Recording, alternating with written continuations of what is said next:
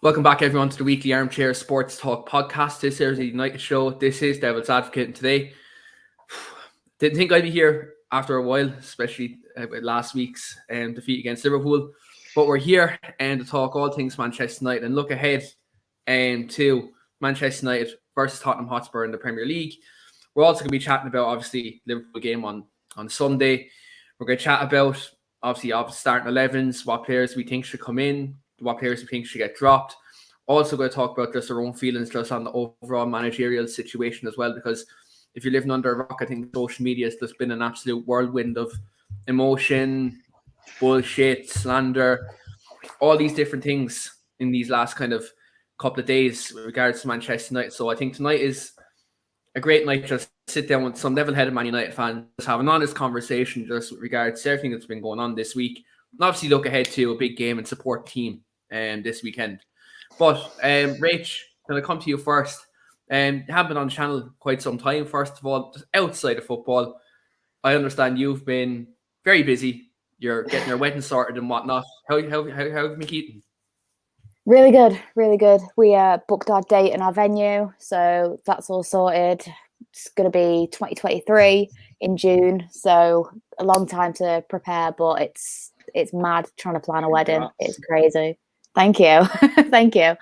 Yeah, it's mad trying to plan a wedding, but it's very stressful. But I think I've got most of the big things sorted. Just make sure on the actual wedding ceremony itself that there's a seat reserved with a screen, and I can actually watch via satellite. Will do, mate. Will do. The Viva Ronaldo table is going to be reserved that day as well. The Viva Ronaldo and United Trinity table as well that day. Definitely. 100%. Ellis, first of all, welcome to the show. Obviously, you're a viewer of the show, and I've obviously been on your podcast and the Spectacle View podcast on all audio platforms. Ellis, first of all, how are you keeping today? And just talk to our viewers just a bit about your own platform yourself. Well, first of all, thanks for having me. It's a huge honour. Yeah, I'm doing all right. It's been, chilling out really, watching a bit of Peaky Blinders, went out with my mates yesterday. Other than that, still trying to recover from the hangover from the weekend after we've been absolutely got smashed by Liverpool. But yeah, I've been all right. Obviously, I run my own podcast. Started that over a year ago now, 15, I think 41 episodes now, 1,000 listens, just getting out there, building a bit of a network and just enjoying the journey, really. Yeah, absolutely. Looking, you've had a lot of great guests on there. I've been on there twice myself, and brilliant platform you've built up in such a short space of time. So keep up the good work. And look, it's good to have you on board here as well on the Weekly Armchair Sports Talk as well. And also joining us here tonight is, I suppose we call him at this stage, my partner in crime at this point, Mr. Reese Russell. Reese, how you been keeping, buddy, old pal? Well, you know me, mate. I've not been well since last week. Just illness, because my back and all that. But nothing stops me. Football, mate. I'm going to be around. But the Liverpool game, I was close to full recovery before the Liverpool game, and then the Liverpool game made it worse. So you could say there's a cause and effect. I'm actually quoting the Matrix. There's a cause and effect. Liverpool made me ill. Wankers. But in all fairness, I am feeling a bit better. I'm just a little bit exhausted. But with you guys, that's never going to stop. So I'm glad to be back in partner in crime. But I'm Batman, you're Robin. That's it. We'd have to leave the comments aside, that one, I think. Who's Batman, who's Robin? Also, just speaking about comments, going to come to a couple of comments. Victoria's Secrets is in the house as always, and says hi, folks. Also, Wesley is also here as well. Wesley, congratulations to Rach on her recent wedding arrangements and her engagement. Also, a comment in from Wesley regards to Ellis. He says Ellis has a crack in Barnet. And also, he says, go for the Gary Neville 1993 look. The funny thing is, he's not wrong. That and a cross between a young Leonardo DiCaprio mixed with a little bit of Neville 93. What a combination. We also will talk about Gary Neville on this podcast as well. That will be a topic that will pop up as well. Look, I suppose, first of all, we will discuss, I suppose, the massive elephant in the room, which is the game last Sunday at Old Trafford. Rach, 5-0 defeat Obviously, it's something that would hurt us all. Obviously, you were there in Old Trafford yourself. I've seen the videos.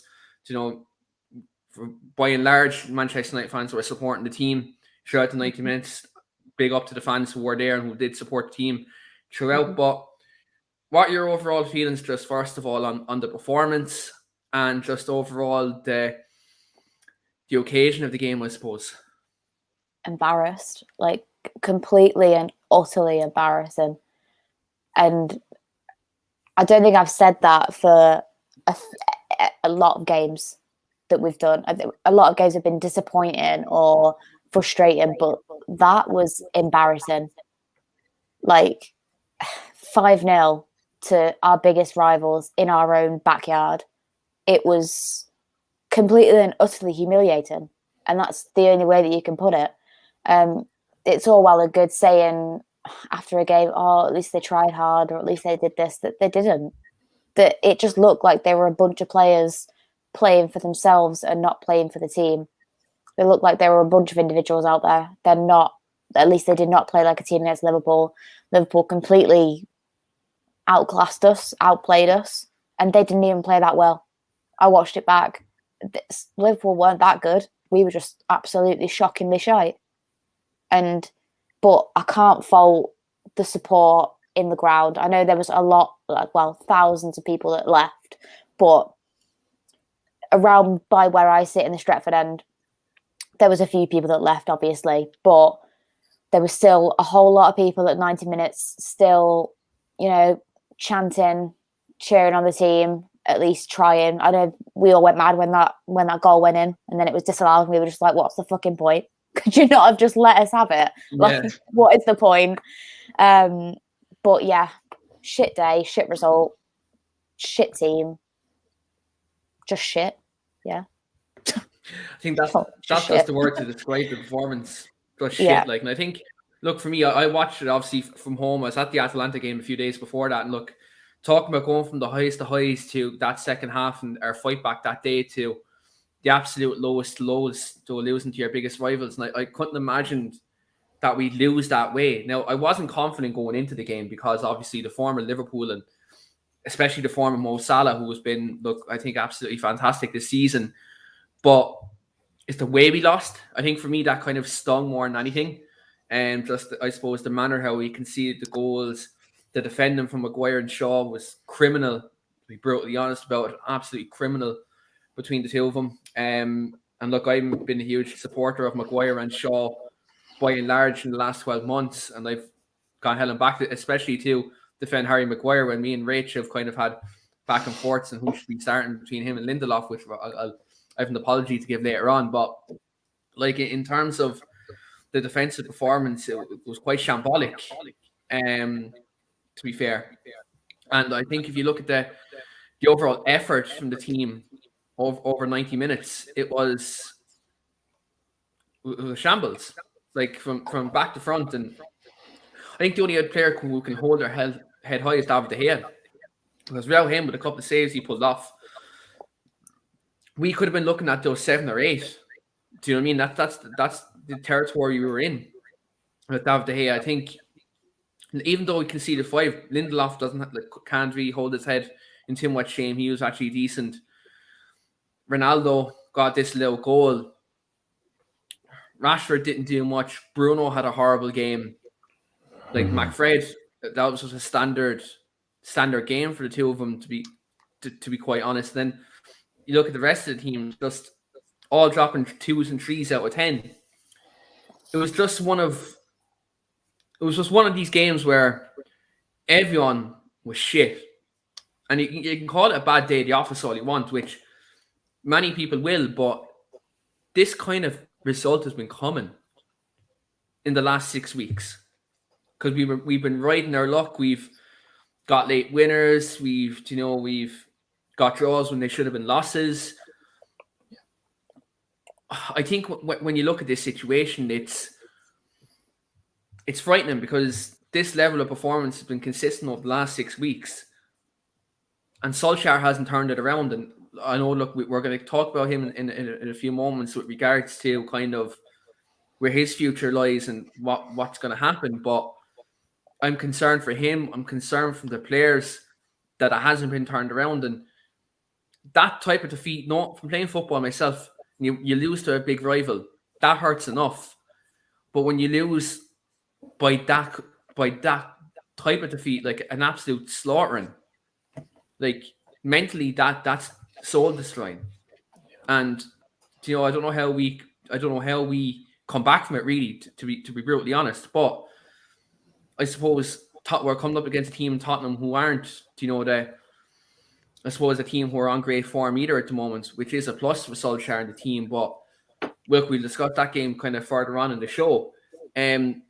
Ellis, I suppose you're hoping to come on in more positive circumstances for your first show coming on. But what were your overall thoughts on the defeat against Liverpool and kind of the overall effort from the team? What effort?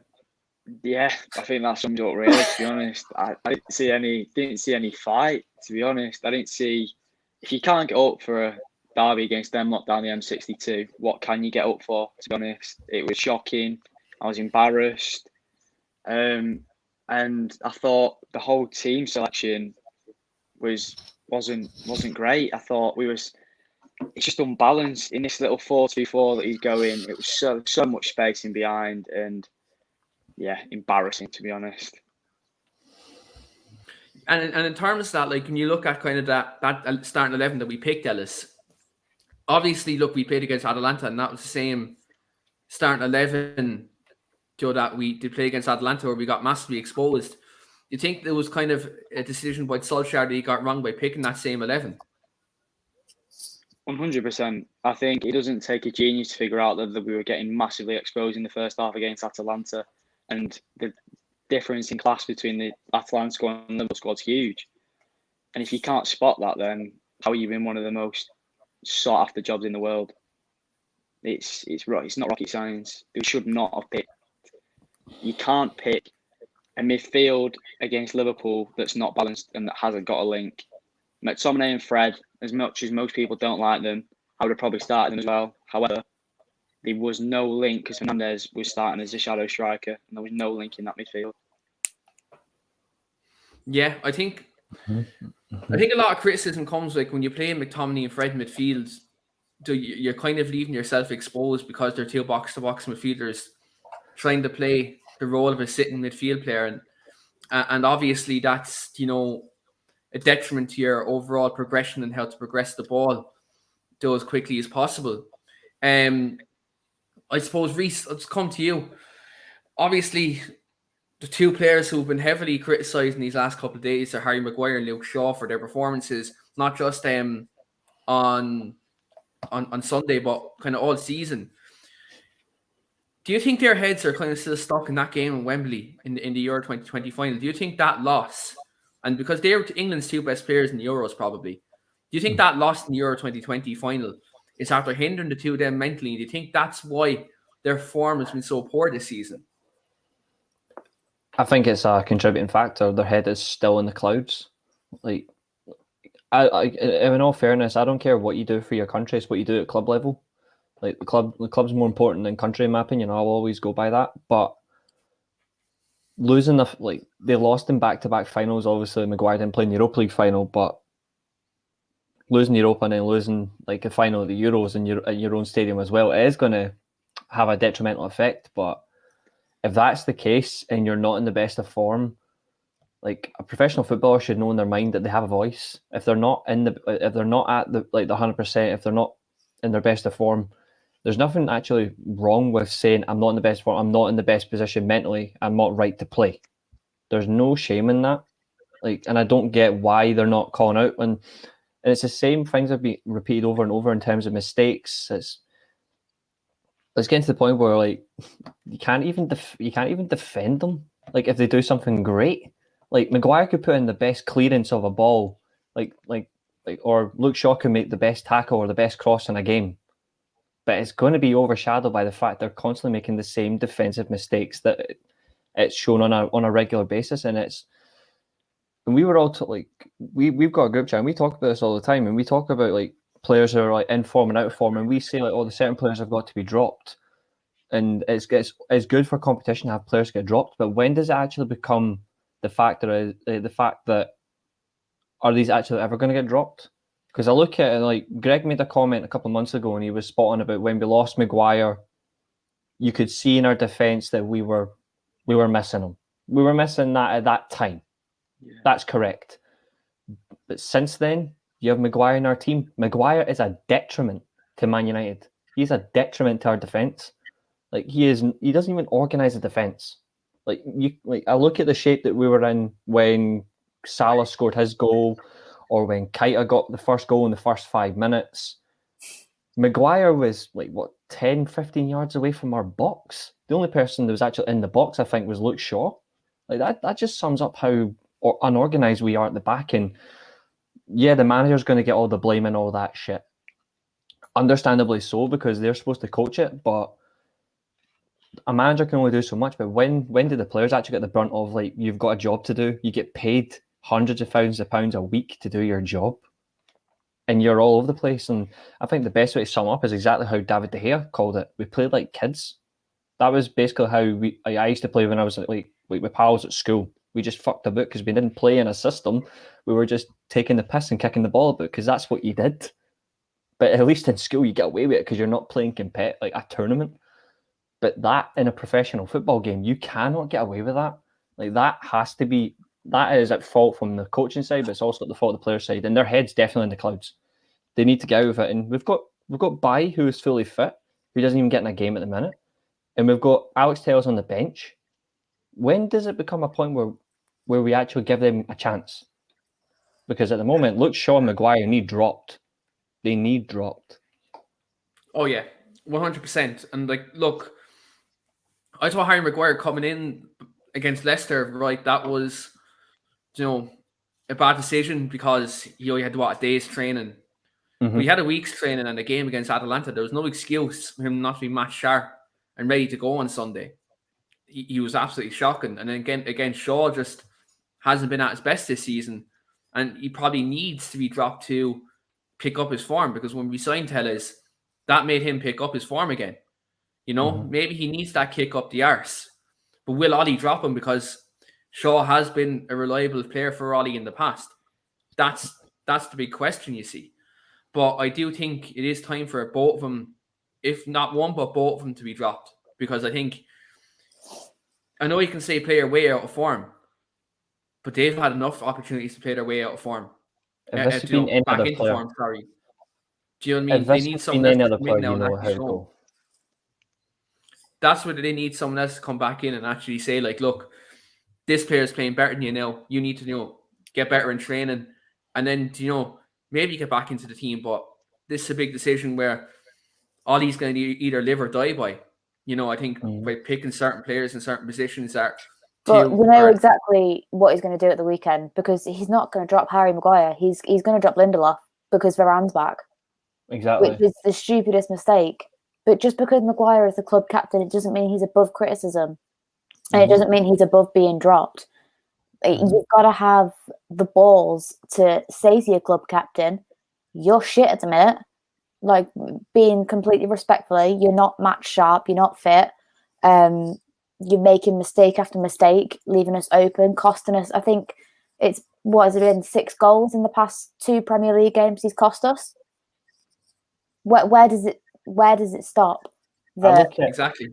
I look at what you've just said as spot on, and I think there's a perfect example in 02-03 season. David Beckham, we all know his media personality was becoming too big to control, and that's not his fault. But his performances on the pitch at times weren't great. They weren't great, and that's my favourite all-time player, and I'm still going to call it. That season, I can remember crystal clear, the games against the teams we should be beating, the likes of Middlesbrough and all that, he was stinking the place out. He was stinking out. So the manager dropped him for Solskjaer, and he put him on the right wing, and then he would bring him on occasionally as a sub until he got back into the team. So you look at that and you think, he wasn't a club captain, but that season he captained the side a few times. Now imagine what that would be if he had captained the game and we got absolutely ripped to pieces. It goes to him. He got dropped, rightfully so, and his performances improved until he left. But Maguire is going to be here for the next 3 or 4 years. If he wants to remain here and be the leader of this team, be the captain, He needs to accept that his performances aren't above criticism.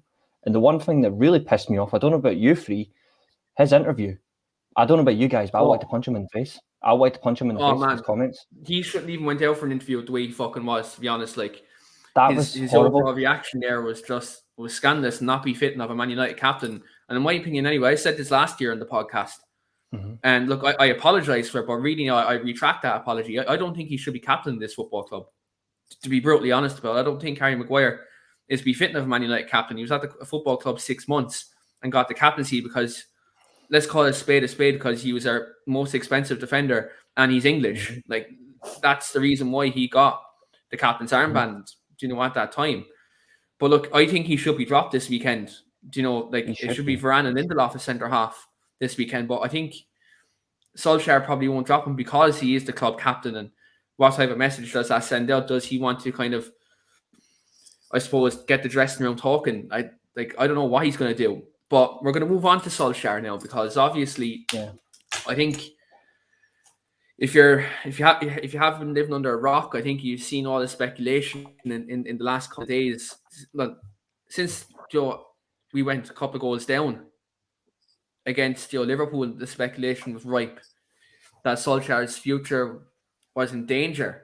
Obviously, Liverpool fans were singing all these at the wheel the other night. Every other fan base seems to be singing all these at the wheel at the moment. But Rach, I'm just going to come to you. Obviously, it looks like Ollie's under a lot of pressure at the moment, and there's been a lot of leaks coming out of the football club that the football club are talking about potentially moving him on as the manager, and potentially he is going to lose his job. That he has 3 games to save his job.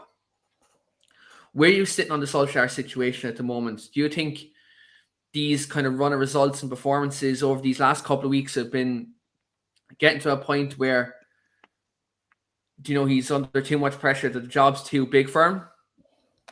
Or do you think it's a case where he has shown in the past where we've gone on bad runs that he has turned it around, but do you think it's got to a point now where the job's got too big for him?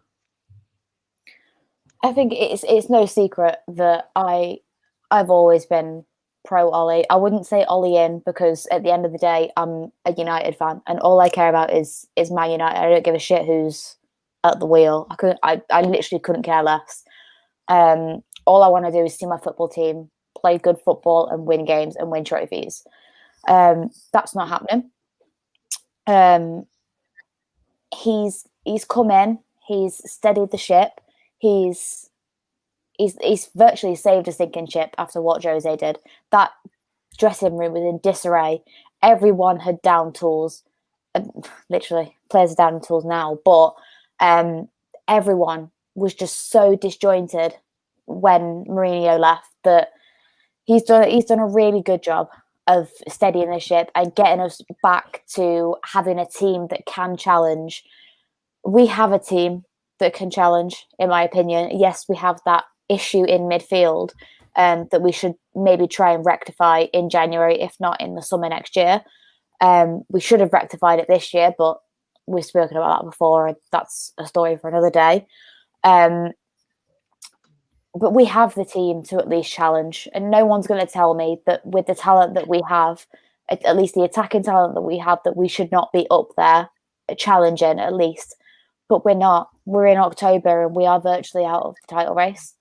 Yes, we're top of our group, but that should be expected because of no disrespect to the other teams, but it's one of the more favourable groups that we could have had. I know when the draw was made, everyone was buzzing that we got those teams, absolutely buzzing, because they were like, oh yeah, obviously last year we got the group of death, but this year seems to be that we've got a good one. So it's expected that we should be topping that group, and it's absolutely correct. We should be, and we should have no problem in doing so. But the first game of the Champions League and just the performances that we've put in the Champions League have not been up to scratch at all. Like last minute winners, just scraping. It's just not been. It's not been convincing at all. And like you said at the start of the show, we've been asking for that defeat. We've been asking for a beating completely. I really would love for Ollie to turn it around. I would love nothing more than to see him lift the Premier League trophy or the Champions League with United. It would literally be the best thing in the world. But if it's not happening, then it's not happening. And from where we're sitting right now and what we saw on Sunday and what we're probably going to see at the weekend, it's just not happening. I don't know whether it's the players, it's the coaching. I think it's an accumulation of everything. Just heads are dropping and they can't get them back up there where they need to be.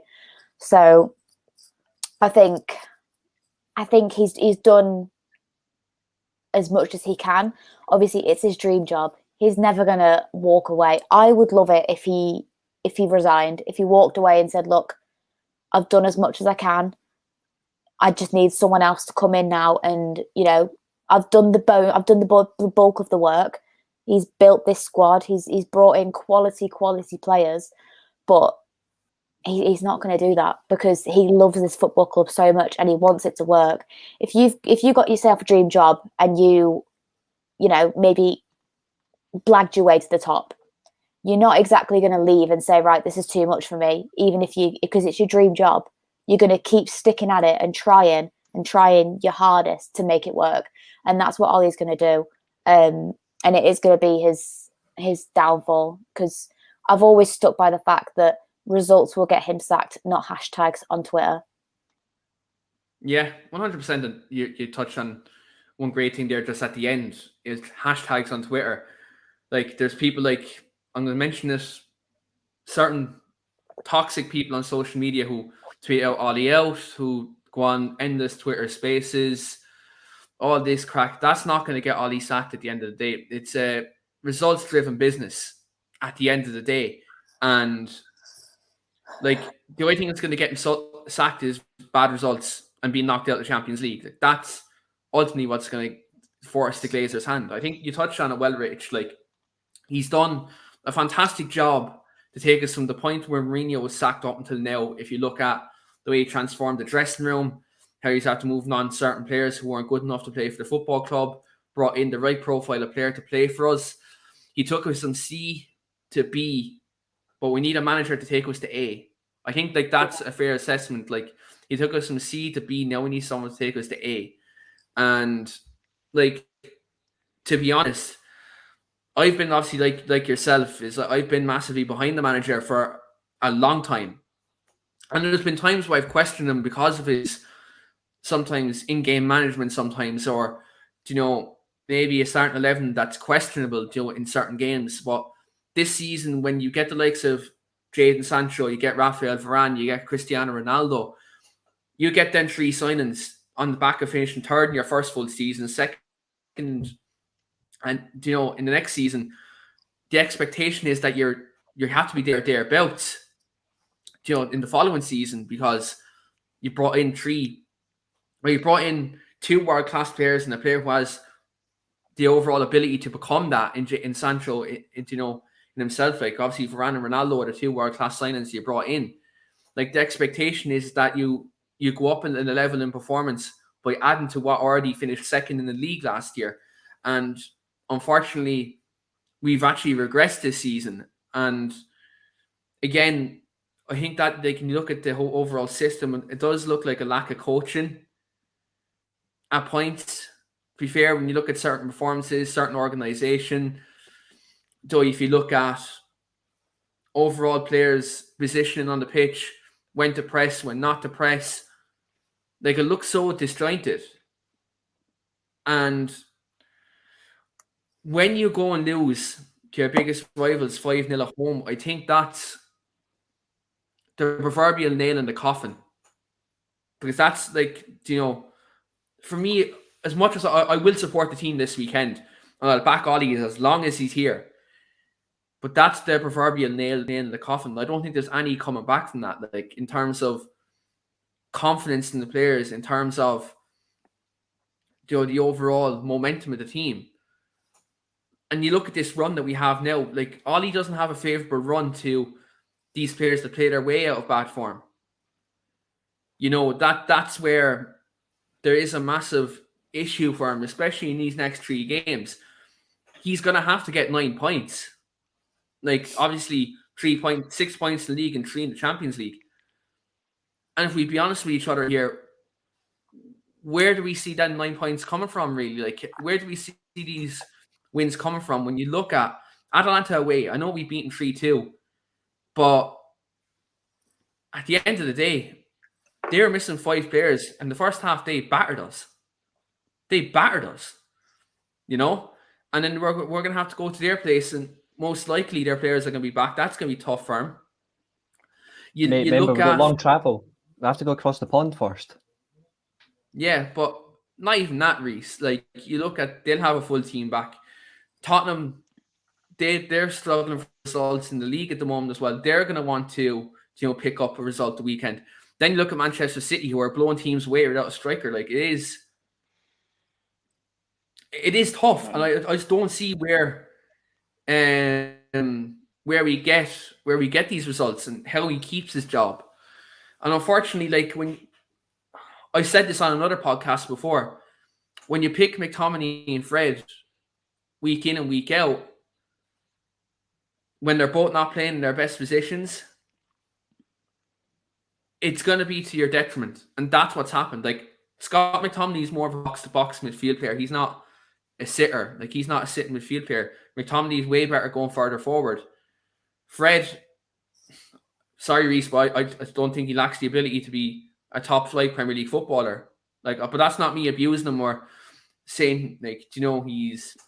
You ain't wrong, though. Playing top-flight football, but, like, what other top 6 team does Fred get into? Like, absolutely none. And then, look, I think when you look at that overall, when you're not picking your best players in the best positions, you make it tough for yourself. Now, does he make overall wholesale changes this Saturday? Hopefully. I'd like to see him completely flip the lid and just make 7-8 changes, from the Liverpool game and really make a statement. That would be something I'd be like, right, you're going against what you usually go with, but it remains to be seen. Ellis, what's your overall thoughts on Ollie's future? Like, in terms of this, like, a person who's been linked with us in the last kind of couple of days is Antonio Conte, someone who many United fans who want to come in. The other half of Man United fans are kind of, apprehensive about it. They're saying he wouldn't fit the profile of a Manchester United team. If Antonio Conte was to come in and let's say he was a successor to Ole Gunnar Solskjaer, whether that's in a few weeks, few months, in a year's time, what are your thoughts about Conte coming in? And do you have any other alternative? Any other alternative? I think we've got to give Solskjaer the next couple of games to be able to see. Really, I'm not going to lie, the results have been shocking. The performance has been awful. However, Conte, for me, doesn't fit what I'd want in Manchester United manager. I think we've seen it with Mourinho, with the exact same style of play. He comes in, he's here for 2 years, he argues with the board, all turns sour, and then we've got to come in. Then we'll have to go and sack him again. And we've got to get another manager in. The whole ruthless cycle that the Glazers put out of having big name managers, it just get absolutely murdered since Fergie's gone. He's going to continue. And does he shut out us defensively? Yes. Is he going to demand a holding midfielder in January? Yes. Is the Glazers going to give him one? Absolutely not. And for me, I think the one that I'd like to win is Erik ten Hag from Ajax. I think Erik ten Hag would suit the kettle of players that we've got. But we've got to be able to play likes of Greenwood, the likes of Rashford, instead of playing in a 3-5-3. It just doesn't work. I'd rather see Erik ten Hag come in from Ajax. I don't know what everyone else thinks about that, but for me, if I had the choice and everyone was available, it would be Erik ten Hag or Mauricio Pochettino. Would be the two that I'd go for. Yeah, well, look, Ten Hag. I said there's 2 managers I want to come in. If and when Ollie does eventually move on, and they're both bald. They're both bald. Is Ten Hag and Zinedine Zidane. Like, they're the 2 who I want to come in. Obviously, 2 different styles of play. For me, Ten Hag would be a great coach. I think he'd have most of our technical players play very well. I think the likes of Donny van de Beek and Telles would definitely thrive under him. I think Mason Greenwood could definitely thrive under a coach like that in terms of movement and tactical awareness. But yeah, look, obviously Zidane then comes in. He just, I think he comes in, just ruffles a few feathers in the dressing room, and he just bees ruthless. And for the life of me, I don't think we see Fred put on a Man United shirt ever again. If Zinedine Zidane walks into our football club, I think Fred gets shipped off to to Burnley or someone like that. Like, I think that's where Fred gets shipped off to. If Zinedine Zidane comes in, but they'd be my two. Who I'd like to come in if Ollie does move on.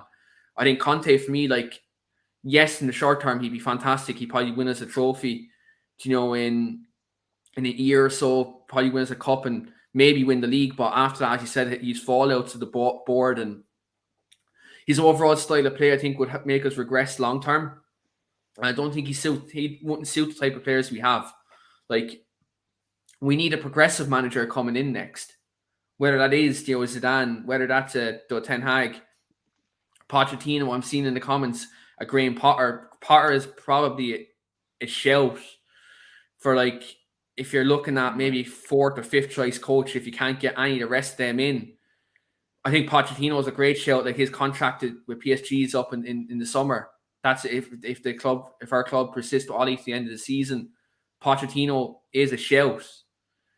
But again, right now, if you're talking about anyone who's available right now to come in at, like, for Ollie, let's say if Ollie gets sacked after these 3 games, he went on international break, you're looking at probably Zidane or Conte. Like, it's down to the two of them, or not less United go and break the bank and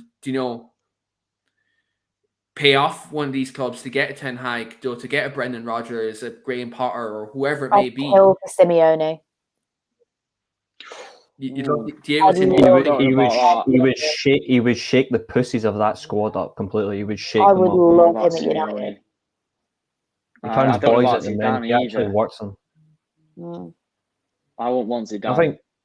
I think what this club's actually lacking is somebody who won't just pressure the players that actually don't give a fuck. It will pressure the board that have been weak since 2013. Like, this board has failed pretty much since Sir Alex Ferguson left. Like, they've failed, whether it be bringing in a manager, whether it be implementing a structure for transfers, whether it be for the academy level. They have failed. They haven't had any tangible success. So I think you need somebody that's going to pressure them and pressure the players. You need to have some of that. So I think Simeone on that ground, don't get me wrong, he is an absolute handsome bastard. We may not play the better at football, but one thing we will do is he will stamp his authority on all of them. I don't think you could look at that team crystal clear. You could look at them and you think, which one's going to cry first? You could put a tenner on Harry Maguire. Like, he will be crying first. You need a manager that's going to stamp authority. And I know Conte may not be the best option for people. I know he's been spoken of. But honestly, I think we need somebody who has that stamp authority. If you bring in a Conte, I think you can get a manager to succeed in that way after him. You could get a Luis Enrique, for example. That is the same. It's more aggressive style in the same way as Conte, but you're bringing the possession base to it. So you're actually only making a few tweaks. Or you can do what Italy did. As soon as Conte left Italy, they brought in Mancini. So in a way, but think about Mancini is he's been heavily linked. Not a hope in hell would I take Roberto Mancini. No way. Especially because the Manchester City. The only thing is the City link, but to be fair, people want Brendan Rodgers, but he managed Liverpool, so we can't have it one way or the other. I'd be sick and have Brendan Rodgers at United. Can't stand him. No. That is a big no. Definitely. If you look at Mancini, is he up to date in today's game than a Rodgers though? Like, Rodgers, he was up to date enough in terms of his coaching style that tore England apart. No, like in terms of how he actually played football, his teams actually play good football. I know he managed the scum across the Etihad, but he actually plays good football. He's a good coach. It just depends on how you go. If you want to go away right now, if you want to get a coach that's a progressive system, you give to stick with Ollie for a while, and then you buy out Ten Hag's contract, then you get him in, then that's progression at least. Or if you bring in a Conte, then after that you got to bring somebody who's still going to keep shaking him up, plays an aggressive style of football. The one thing this club has got to get right is, where do they want to go? They need a long-term vision that's actually going to stick, not just chop and change, because we went from David Moyes, then we went to Van Gaal, then we went to Mourinho. That's 3 different styles quickly between 2014 and 2016, 2017. We can't have that again. It's got to be what we want year long. Because you look at City, City's going to have the same style of manager next. Whoever that'll be, it'll be earmarked in the same way as Guardiola. That's what we need from board level down. We need proper direction. We don't have it. That's what we lack. But look, that's what we lack. And is that going to change under this ownership? I don't think so. But look, I think we do have to persevere. Whoever we do get, whether it's a Conte, whether it's a Ten Hag, Zidane, whoever it may be, hopefully they can turn it around and we can start winning trophies again, because that's where we want to be. I think that's where we need to be. Like, with the quality of player we have, we need to be winning trophies. Like, players like Cristiano Ronaldo come to the club. He's not coming here to finish fourth and get into the Champions League or drop down to Europa League. Like, he's here to win. Ronaldo doesn't want to do that. Bruno Fernandes doesn't want to do that. As much as he's not, I suppose, a liked player by most United fans at the moment, but Paul Pogba doesn't want that. There's players in this football club who will demand success. And because the quality of the footballer they are, they need it. And like, if any top player will want success, but you can't have top players and not a top manager, because you need cohesion, you need a style of play. And, if you look at these 2.5, 3 years that Ollie's been here, can you define Manchester United's style of play? I can't. No. Like, as much as we win games in moments, and we, our comebacks are lovely, they're dramatic, you get behind the team and it's unreal, but you can't define what Man United's style of play is. You can define what Liverpool's style of play is. You can define what City's style of play is. You can define what Chelsea's style of play is. You can't define what United's is. Every top team has an identity. And just at the moment, we lack that. And we need to find an identity, and we need to find it quickly before shit goes downhill even more. And I think that's something that we're all fearing at the moment. But enough about the manager situation anyway, because look, whatever it is, whether you're Ollie in, Ollie out, Ollie out, whatever the fuck you are, at the end of the day, support your team. That's the main thing. Yeah. And that's what we're all going to be doing this Saturday, obviously, because big game against Spurs, again, people always say it's only Tottenham or whatever, but this is a team who is under pressure as well. Like, this is a team who have a new manager in Nuno, who I wish Steve was on tonight, because Steve, like Rach and Reece, we've been obviously hearing a lot from Steve in these last couple of weeks in terms of Tottenham's form, and Tottenham seem to be a team, who seem to be under pressure as well. Obviously, Harry Kane doesn't seem to be, playing the way he is. Heung-min Son seems to be kind of, getting him out of jail every week. Obviously, they've brought in a few players like Emerson Royale, Romero. I think Højbjerg's been outstanding for him this season, apart from that. But, Rach, in terms of Tottenham this weekend, because they're kind of on a slippery slope as well, kind of similar to us in these last few weeks, do you think this is the perfect game for both sides to maybe develop a bit of momentum? They can both be confident they can go out and get 3 points? Oh, God. I think it's going to be... God, I think it's going to be a shit game, if I'm being completely honest with you. I think it's going to be a really, really boring 0-0 or 1-1 kind of affair, and nothing's going to be resolved, and both teams are still going to hate the manager. It's a good opportunity for us to bounce back, obviously, because they're not in the best form, but then again, neither are we.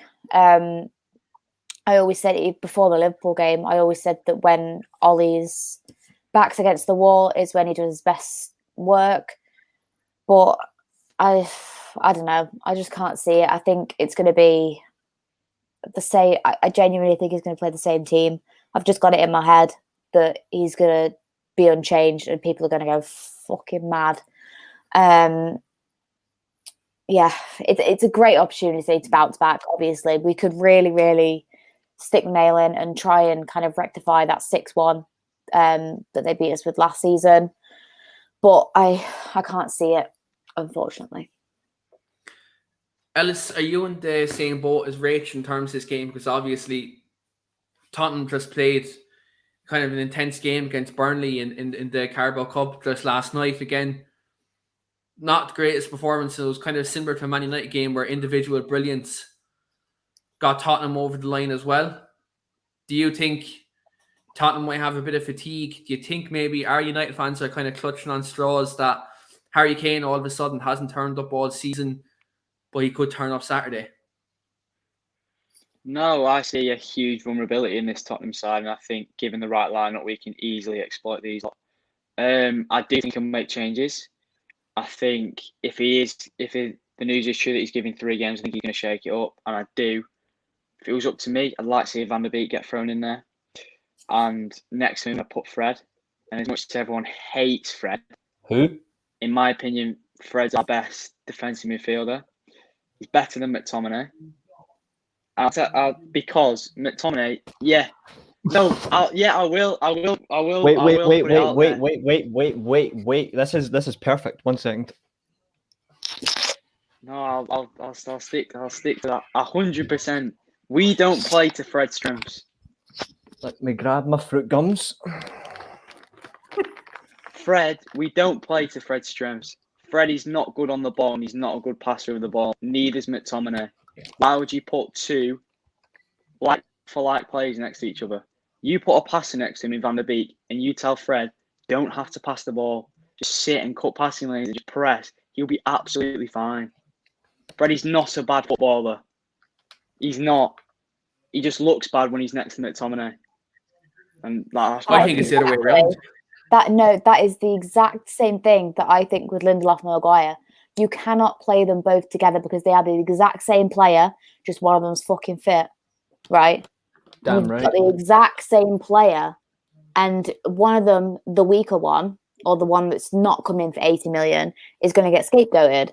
So I, unfortunately, Ellis, I don't agree with you. I think Fred is not a serious footballer. I think someone needs to check his passport because he is no way he's Brazilian. Absolutely no chance.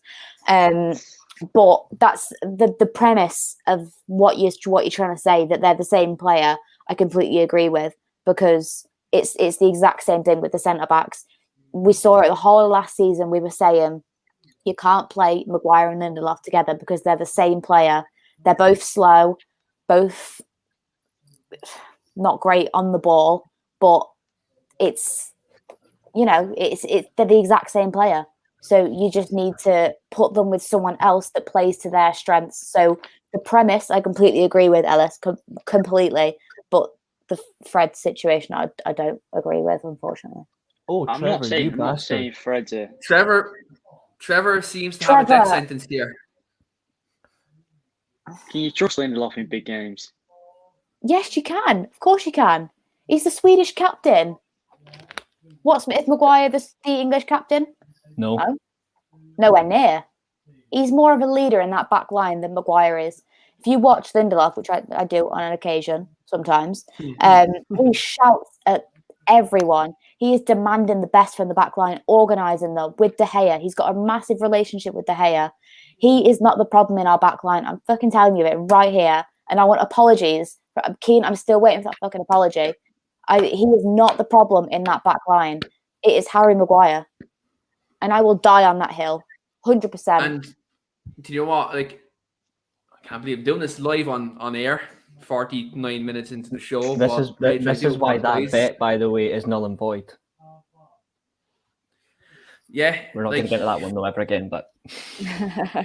But I think at the moment, Lindelof probably is more of a useful defender in our back four than Harry Maguire. And I think if you look at suitability for a partnership, Lindelof and Varane is probably more balanced, most definitely. And I think Harry Maguire would you not try Varane and Bailly? Kick them both out because that's what I'm saying about this Liverpool game. I think that every single one who was involved should be dropped. So why would you not try Bailly and Varane? They've never played together. Fuck it. What can be worse? No, she didn't defend you, mate. Commenting Trevor, just before I get to Rachel's question there, I'd love Rachel to defend me in a murder case. Trevor, I hope you're not planning on killing anyone in the near future, and this comment has to be held in evidence in court. But anyway, moving on. Look, I think by Varane, if Ollie really wanted to shake it up, it is a possibility. If he really wants to kind of give the team a kick up the arse, I think that would be great. Looking at Boy's performance against Spurs last season, though, Son tore him a new arsehole. Do I see him starting against Son with Wan-Bissaka's positional sense not being the best? I don't know. I don't know if he would go with that. I think Lindelof probably be more suitable as the right side of centre back, and Varane be that left side of centre back beside Telles. But we'll get into starting 11 predictions kind of in a few minutes. But Reese, you're always kind of a man of chaos, but I'm actually going to give you this question, right, in terms of Tottenham's team at the minute. In terms of Tottenham's team, because look, you always kind of give Tottenham a bit of slander every now and again. But is there any player, obviously bar the obvious exception of Harry Kane, I know he's not in great form, but is there any particular player from Tottenham, if you look at United's current vulnerabilities at the minute, that you think would come in and kind of help the team in any way, shape or form? Højbjerg, 100% Højbjerg. Because I look at our midfield, and the key thing I could say about our midfield is weak. Yeah. I don't think and it's not because weak as people, it's just weak on the field. They don't have the ability to actually hold the ball, and they're not actually strong enough to fly into a challenge and actually come out of it. Højbjerg actually would. He is what Matic was 5 years ago. A quick moving player, not afraid to put a foot in, good with the ball, aggressive. 100% right now, I would have Højbjerg over McTominay and Fred. 100%. I'd have him over both of them in a flying heartbeat. Because at least I know with Højbjerg in front, he is going to shield our defence, but he's actually going to get the ball moving forward as well. I don't own any. Can we drop this shit? No. But yeah, 100% Højbjerg. I think we can agree that this propaganda with Reese and his Dan James pajamas, that's never getting dropped. That'll get dropped when Tommy and Fred get dropped.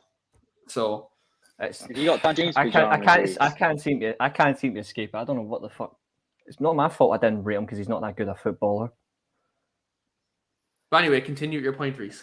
But yeah, I know. I mean, we sold him for 30 million. He's going to get relegated. But in all fairness, I think Højbjerg. I think maybe, I don't know, depending on what you want to do, maybe a Son. Because at the minute he's actually outperforming our wide players quite comfortably. He's outperforming them. But I think until Rashford gets a couple more games, and then I'm dropping that Rashford Son propaganda again. There is for that at the moment. I don't think it's more propaganda. I just think right now, whether it be the left side or the right side, he's outperforming both sides just based on his position on the field. It's not about the propaganda. But for me, 100% it's Højbjerg, and I think, is there anybody else?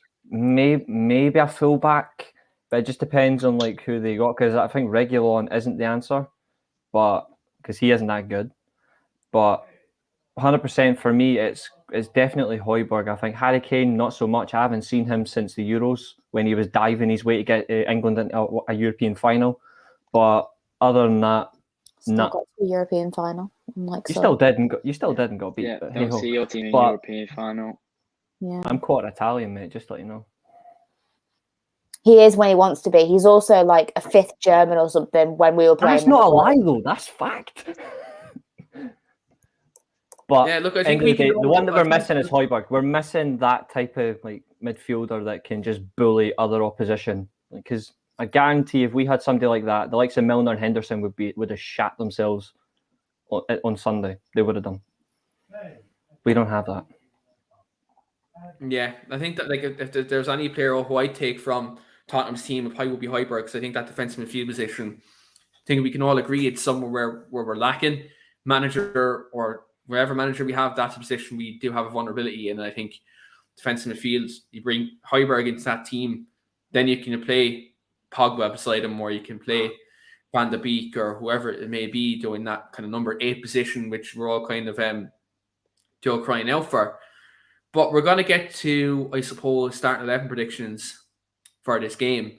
Now, obviously, I'm going to go to Reese first of this one.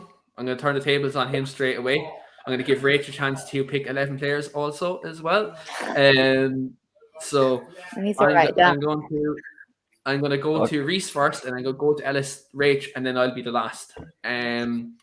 So Reese, give me your starting 11, whether you think it's going to be a prediction or whatever you want to see. Just let me know what your team is.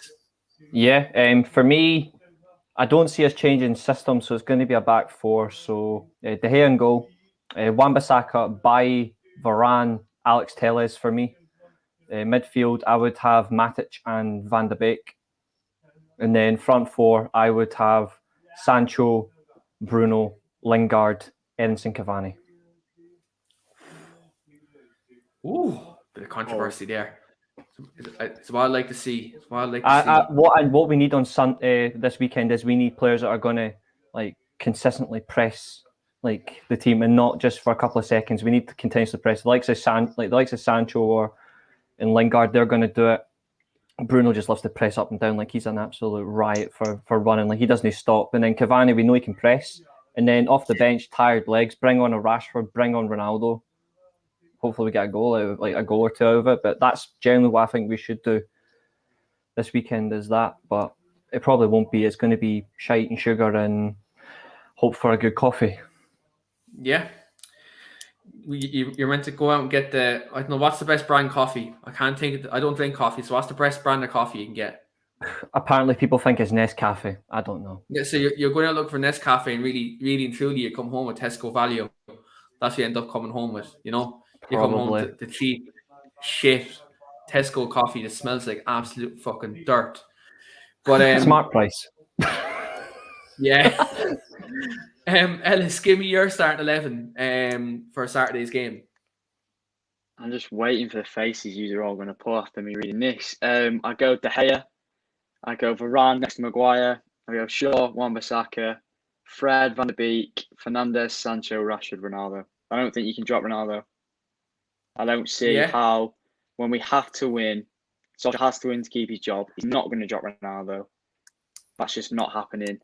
And I think Maguire, Spurs will be quite physical, and you're going to hate me, Rach, but I don't think Lindelof is good enough physically to be able to cope with this. So I go Maguire next to Varane, and I keep Shaw as well to go forward. But what's Maguire going to be physical for? Is that physical for stopping Harry Kane or stopping for Varane doing his job? Just got to ask. Stopping Harry Kane. To be perfectly honest, I think Maguire's the best aerial centre-back in the Premier League. When it clicked 100%, and I feel like you need to neutralise the threat. I agree. I think he's so commanding, but when he is fit, at the minute, I just don't see that he's fit at all. The way he came in after being on training for one day after that Leicester game, I just don't think he's fit, and I think he's just playing him just because. It stinks of what happened with Rashford last year. I just think he's just playing him because he's back in training, he's fit. Let's put him in.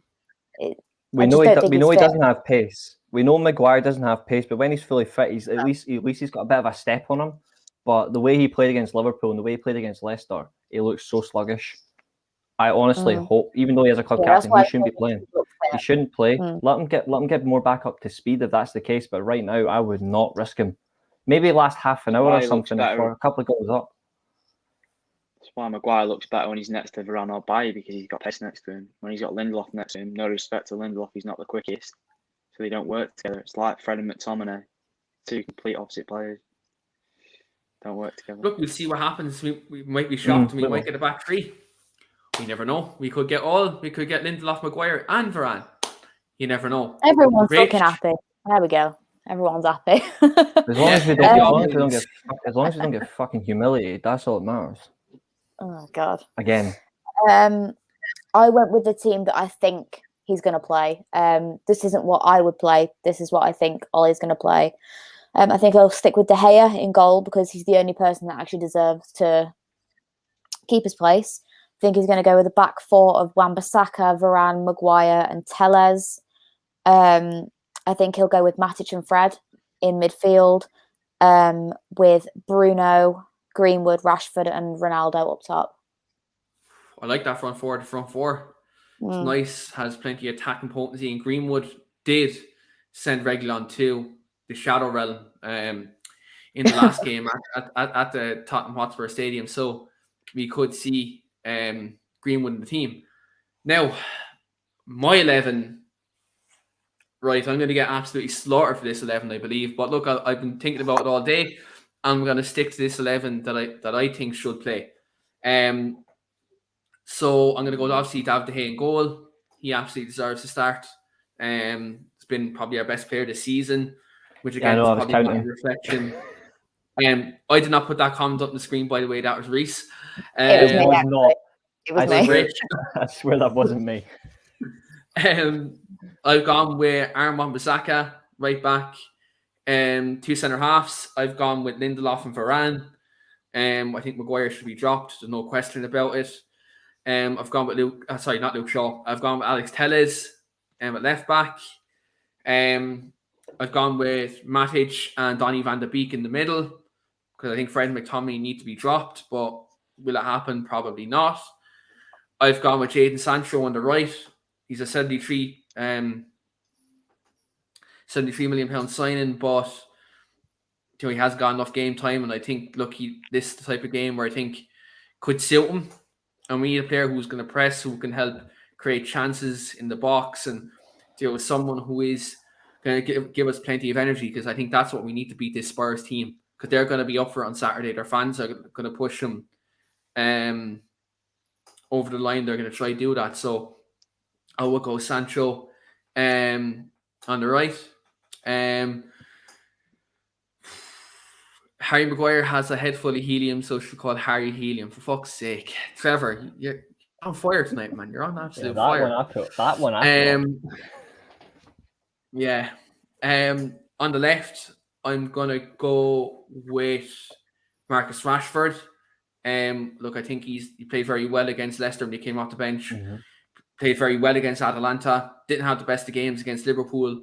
But I think, look, when we have a more kind of players who can get the ball to him, such as Matic and Donny behind him, he can help take on either Tanganga or Emerson Royale, whoever starts right back.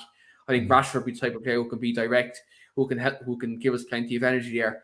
And, if they play Mora or they play Son on the right or Bergwijn, Rashford will have that ability to track back and give Telles that bit of support at the back as well.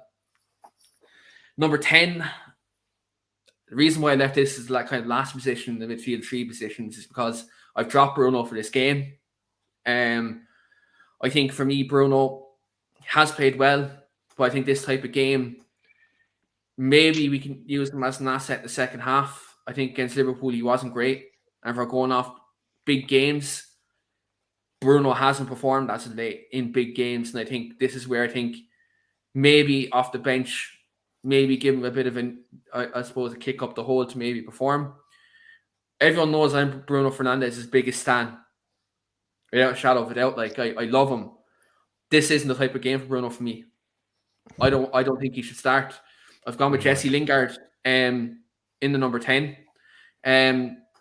If you're looking at someone who can be intelligent in these areas, who can link up play with 1-2 passing, just someone who can do interchange with a Sancho, interchange with a Rashford. I think Lingard's movement will be something that would be great for us, especially the fact that he won't be playing as a second striker as such as the way Bruno does.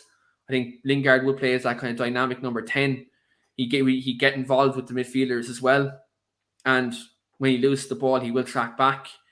Or I think sometimes Bruno does do that, but he can be reckless. Or I think Lingard, I think Lingard will be this type of player, especially the fact in big games he does score goals. If you look at his history at Man United, he scored goals against all the big teams. And he's someone that, if you look at his performance against Tottenham last season with West Ham, he absolutely destroyed Højbjerg in the middle of the park, former asunder, and he dragged their centre-backs out of position to create space for the other West Ham players. So I'm going to go with Lingard in number 10 just for this fixture. I think Bruno should come back in for Atalanta midweek.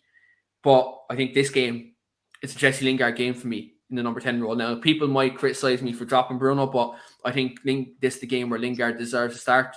If you look at games this season where Jesse's been called upon, he's scored goals, he's made an impact off the bench. I've been clamouring for him to get more game time this season. And if you're talking about Ollie making an impact, I think this will be something that would really make a statement as a manager if you drop Bruno Fernandes this weekend and you play the Jesse Lingard in the number 10 role. I think that would send out a statement that it doesn't matter who you are, you need to get dropped.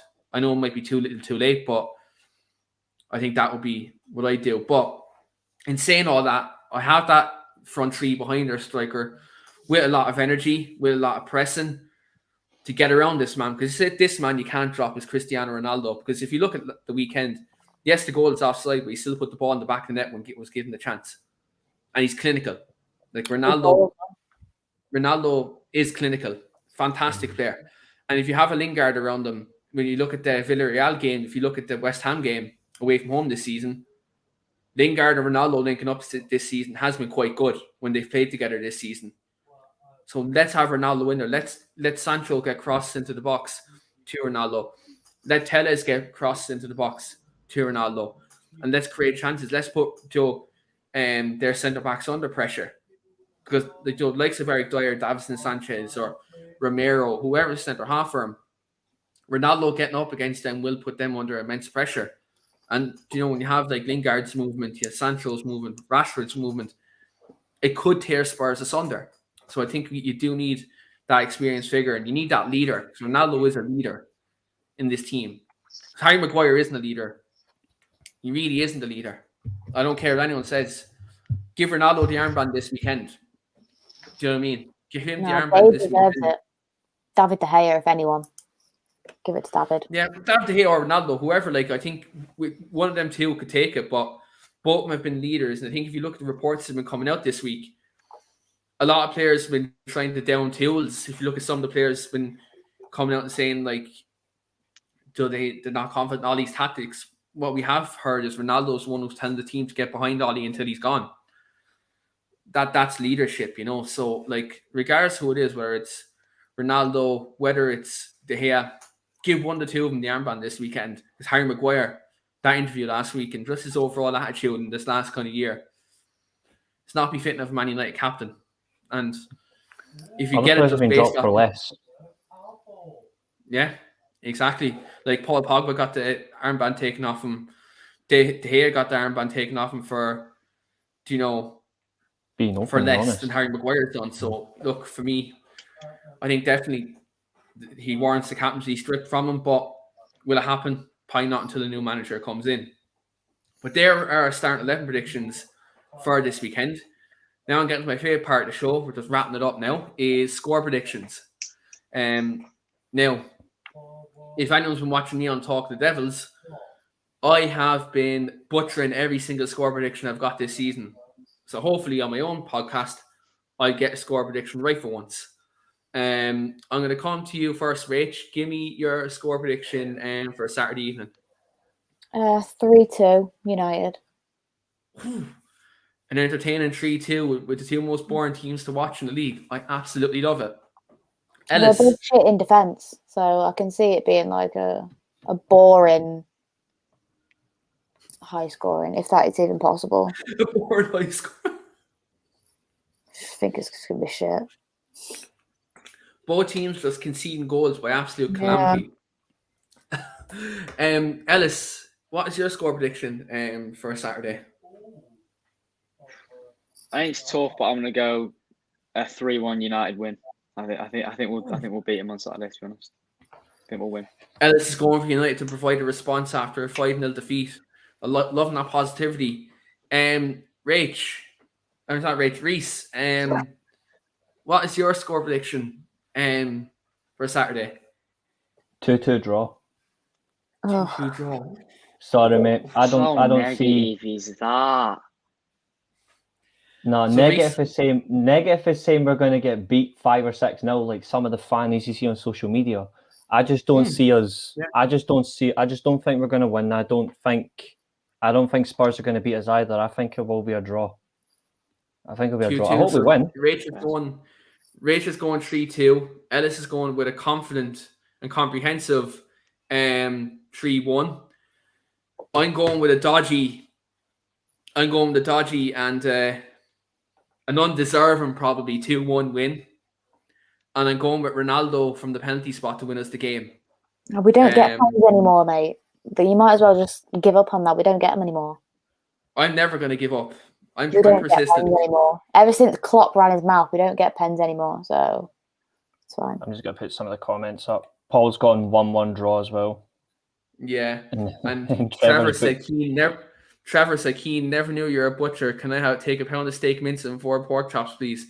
Yeah, What do you want to deliver by DPD or Royal Mail? Let me know. And then comment here is I agree. Jesse wanted to beat Spurs after playing for West Ham. Yep, exactly. Spot on there. And it'll be a close game, 1-0 or 2-1 for United.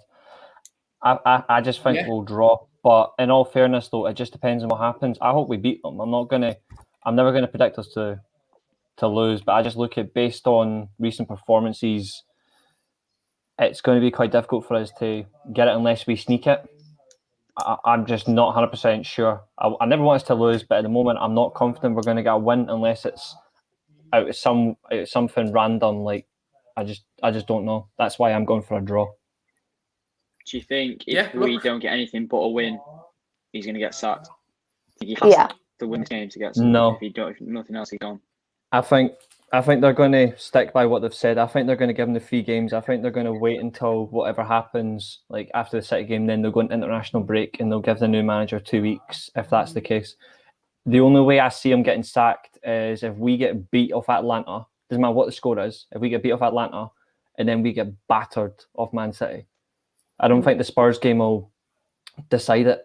I think they're going to stick by the 3 games. I think whatever happens either on the Champions League game or the game against City, because that could be the game that will cause just as much problems as City was. And if you look at Leicester, Liverpool was. And Reece, I know me and you, we don't really like talking about omens, but remember Jose Mourinho's last defeat last season? It was Ole Gunnar Solskjaer and he lost his job. That's true. I know he drew to Everton a few days later, but it was the defeat at home to United that got Mourinho sacked. I don't disagree. Yeah, I don't disagree. I do think Spurs could be the omen. It could be. I just think the way the club came out and the way they've said it, like in quiet manners, because they've not been totally supportive in my eyes. I think they've just been showcasing a little bit of fake belief. I'm never going to say that. I would love it if we beat them 6-1. That'd be quality, but are we going to put 6 past them? If we do, though, I swear to God, I'll be getting drunk. Like, you know what? I'll be getting drunk if we actually keep a clean sheet. If we keep a clean sheet, I've got a party. I've got a Halloween party on if we keep a clean after the game. If we keep a clean sheet, I swear to God, I'll be celebrating because we've not had a clean sheet since fucking Wolves, and that just shows how long it's been. It's not great. We haven't had a clean sheet. We haven't had a clean sheet since Daniel James started an away game for us. Don't ever say his name on here again, please don't. That's the problem. But nah, all his stands, man, are like, amazing. I will kill for a clean sheet. If United get a clean sheet this week, Reece Russell will come on the Weekly Armchair for the Atalanta preview, and he will be wearing his Dan James pajamas. So hopefully, Man United do get a clean sheet. There's only one. There's only one problem. There's only one problem with that. I don't own any. Where the hell am I going to find up here? That's lies. That's if I wanted to, you can get your ass over on a fucking plane and go up here. It's alright to be in denial. Mm-hmm. It's okay. It's okay. It's okay to don't even start because the live chat are going to come at me now with the Dan James shit, and then I'm not going to escape it, and then I'm going to have to suffer. So this is your fault. But on that note, that is just the end of the podcast, guys. Do hit that like button and subscribe below that, and hit the bell notification just below Reece there on the screen with his Dan James pajamas. We've also been live on Twitch tonight as well on our Twitch channel, Weekly Armchair Sports Talk. Get over there and follow us on Twitch. There will be Twitch exclusive podcasts coming soon. We'll be doing more than YouTube. We're going to be doing little podcasts on Twitch where myself and Reece will be ahead of that as well. And also do catch the Atalanta preview next week.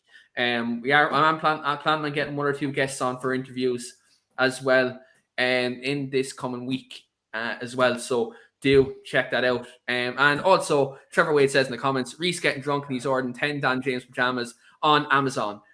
There's only one thing I can do now. This is it. I have to change the name now. Thanks very much for watching, and we'll see you next week.